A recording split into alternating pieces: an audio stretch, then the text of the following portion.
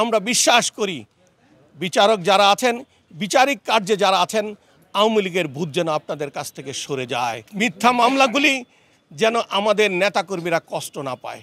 আমরা আইনের প্রতি শ্রদ্ধাশীল হয়ে আমরা কিন্তু মামলার হাজিরা দিচ্ছি, মিথ্যা মামলার। জোরপূর্বক এই স্বৈরাচারী সরকার, অগণতান্ত্রিক সরকার, বাক স্বাধীনতা কেড়ে নেওয়ার সরকার আমাদেরকে এই মামলাগুলি দিয়েছে, যেটা অযৌক্তিকভাবে সেটা আজকে বাদী প্রমাণ করে দিয়েছে। বাদী নিজে এসেছিল, সে বলেছে যে আমাকে এটা জোর করে আমাকে নিয়ে করানো হয়েছে এবং তাদের বিরুদ্ধে কোনো আসলে আমাকে জোর করে আমাকে এই মামলাটা করা হয়েছে। এতেই প্রমাণ হয় যে অ্যাকচুয়ালি স্বৈরাচারী সরকার এবং তার দোসররা, তার ছাত্রলীগের গুন্ডা বাহিনীরা কীভাবে আমাদেরকে জোর করে দিয়ে আমাদের বিরুদ্ধে রাজনৈতিক প্রতিহিংসার শিকার হয়ে আমাদের বিরুদ্ধে মামলা করেছে, তার আজকে আমরা বহিঃপ্রকাশ। আজকে একটি interior government professor doctor Yunus সাহেবের নেতৃত্বে একটা সুন্দর ইন্টেরিয়র অন্তর্বর্তীকালীন সরকার তৈরি হয়েছেন। ওনারা যেভাবে এগিয়ে যাচ্ছেন, ওনারা আইনের প্রতি শ্রদ্ধাশীল হয়ে আইন তার নিজস্ব গতিতে চালানোর চেষ্টা করছেন। কিন্তু আইনের রক্ষক যারা মাঠে ঘাটে কাজ করছেন, বিচারক থেকে আরম্ভ করে যারা আছেন, তারা স্বাধীনভাবে বিচার কার্য পরিচালনা করতে পারেন নাই। বিগত সরকারের হুমকি দুমকি আপনারা সবাই অবহিত আছেন। বাংলাদেশের প্রধান বিচারপতির অবস্থা কী হয়েছিল আমরা কেউ ভুলে যাইনি। আপনারা জানেন এই সরকার, তাদের সরকার ক্ষমতায় থাকা অবস্থায় 96-এর আওয়ামী লীগের সরকারের সময় আওয়ামী লীগের সরকার রায় দিয়েছেন হাইকোর্ট, সেই হাইকোর্টের বিরুদ্ধে লাঠি মিছিল হয়েছিল।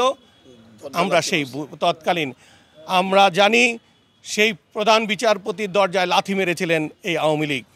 আজকে আওয়ামী লীগ গণঅভ্যুত্থানের, ছাত্র জনতার গণঅভ্যুত্থানের মাধ্যমে বিদায় হওয়ার পরে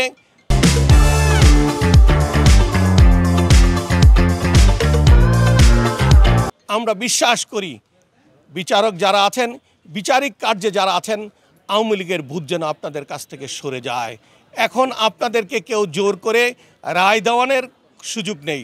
অতএব আপনাদের বিচার বিবেচনা করে আপনারা উন্মুক্তভাবে, আপনারা স্বাধীনভাবে আপনারা রায় দেবেন। আপনারা সাধারণ মানুষকে, আপনারাও জানেন বাংলাদেশে কত লক্ষ মামলা হয়েছে। মিথ্যা মামলাগুলি যেন আমাদের নেতাকর্মীরা কষ্ট না পায়। একটা গ্রাম থেকে 40-45 কিলোমিটার জেলা হেডকোয়ার্টার, সেখান থেকে একটা আসামি সাজিয়েছেন যাদেরকে, তারা যদি হেডকোয়ার্টার আসে 4-5 হাজার টাকা এক একটা হাজিরা, এক একটা নেতাকর্মীর খরচ। আমরা গত 18 বছর যেভাবে তিলে তিলে নিঃশেষ হয়ে যাচ্ছি, অনেকের জায়গা জমি বন্ধক দিয়ে মামলার হাজিরা দিচ্ছেন। যেহেতু বেগম খালেদা জিয়ার নির্দেশ আইন অমান্য করা যাবে না, আইনের প্রতি শ্রদ্ধাশীল হইতে হবে। আমরা আইনের প্রতি শ্রদ্ধাশীল হয়ে আমরা কিন্তু মামলার হাজিরা দিচ্ছি, মিথ্যা মামলার। সেখানে যারা বিচার কার্যে আপনারা আছেন, আপনাদের কাছে আমাদের আকুল আবেদন, মানুষ যেন আপনাদের বিচারের প্রতি প্রশ্নবোধক না থাকে।